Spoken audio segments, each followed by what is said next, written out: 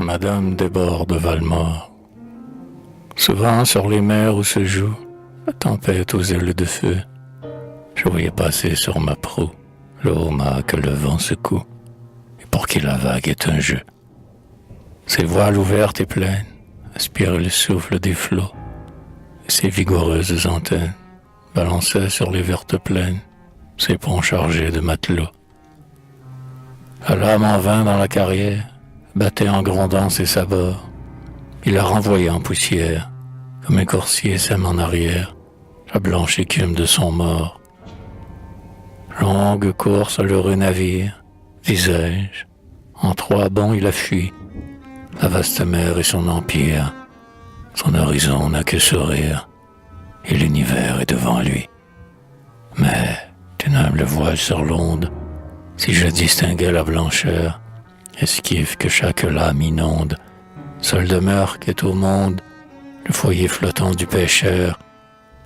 Lorsqu'au soir, sur la vague brune, le suivant du cœur et de l'œil, je m'attachais à sa fortune et priais les vents et la lune de la défendre de l'écueil. Sous une voile dont l'orage en lambeaux déroulait les plis, je voyais le frêle équipage disputer son mât qui surnage au coup des vents et du roulis. Debout, le père de famille, le bourrel et flots divisés, le fils manœuvrait et la fille recousait avec son aiguille la voile ou les filets usés. Les enfants, accroupis sur l'âtre, soufflaient la cendre du matin, et déjà la flamme bleuâtre égayait le couple folâtre de l'espoir d'un frugal festin.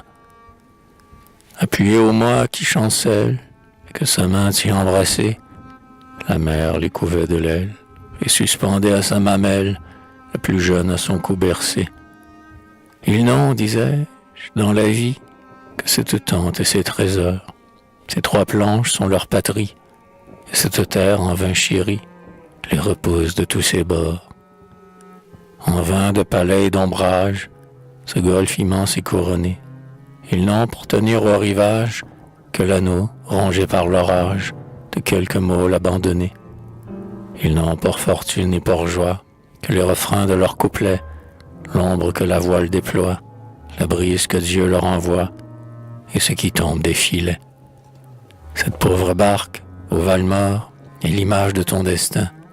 La vague, d'aurore en aurore, comme elle te ballotte encore, sur un océan incertain. Tu ne bâtis ton nid d'argile que sous le toit du passager, et, comme l'oiseau sans asile, tu vas glanant de ville en ville les miettes du pain étranger. Ta voix enseigne avec tristesse des airs de fête à tes petits, pour qu'attendris de leur faiblesse, l'oiseleur les épargne et laisse grandir leurs plumes dans les nids. Mais l'oiseau que ta voix imite t'a prêté sa plainte et ses chants, et plus le vent du nord agite la branche où ton malheur s'abrite, plus ton âme a des cris touchants. Du poète c'est le mystère, le luthier qui crée une voix jette son instrument à terre, foule aux pieds, brise comme un verre l'œuvre chantante de ses doigts. Puis, d'une main que l'art inspire, ajustant ses fragments meurtris, réveille le son et l'admire, et trouve une voix salie, plus sonore dans ses débris. Ainsi le cœur n'a de murmure que brisé sous les pieds du sort, l'âme chante dans les tortures, et chacune de ses blessures lui donne un plus sublime accord. Sur la lyre où ton front s'appuie, laisse donc résonner tes pleurs.